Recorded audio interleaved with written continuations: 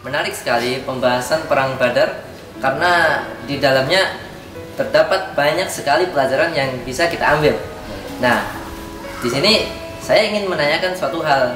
Mungkin teman-teman penonton channel Panatagama juga ingin tahu, juga punya rasa kepo tentang pertanyaan ini, yaitu kenapa Perang Badar itu di dalam ilmu sirah disebutkan seperti teramat agung gitu, seperti perang yang besar hingga disebut Badar Kubro. Nah, itu penjelasannya gimana Mas Amir? Pertanyaan cukup menarik.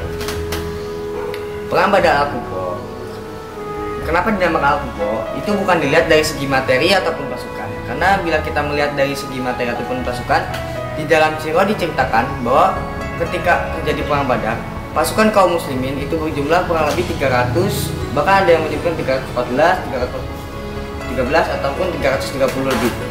Sedangkan perang Uhud yang ketika itu kaum muslimin berjumlah 1000 orang, sehingga Perang Badar kalau dilihat dari segi materi ataupun pasukan itu tidak bisa disebut Al-Kubro ataupun besar ataupun agung.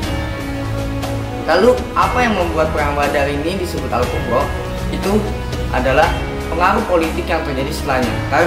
Karena itu kabilah-kabilah Arab melihat Madinah itu hanya sebuah kota kecil yang dimana di dalamnya hidup beberapa kabilah.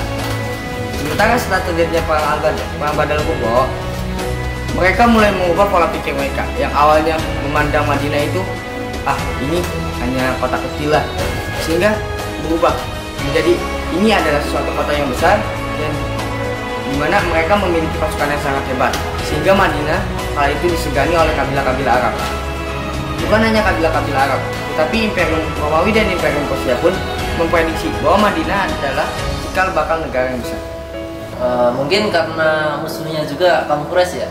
Nah, coba kalau misalkan musuhnya tuh bukan kaum Quraisy, contohnya kaum-kaum yang kecil-kecil, yang kecil-kecil gitu, mungkin tidak se-booming ini. Nah, di sini kan kaum Quraisy itu sebuah kabilah yang sangat besar, yang sangat ternama. Bahkan mereka berlindung Makkah dan Ka'bah waktu jahiliyah.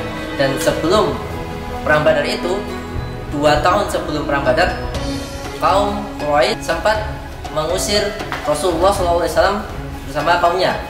Lalu hebatnya lagi, Rasulullah SAW bisa membalikan keadaan, bahasa kasarnya bisa membalaskan perbuatan kaum Quraisy dalam jangka 2 tahun. Nah, itu termasuknya kemenangan bagi kita yang sangat gila-gila ya. Jadi, lalu Mas,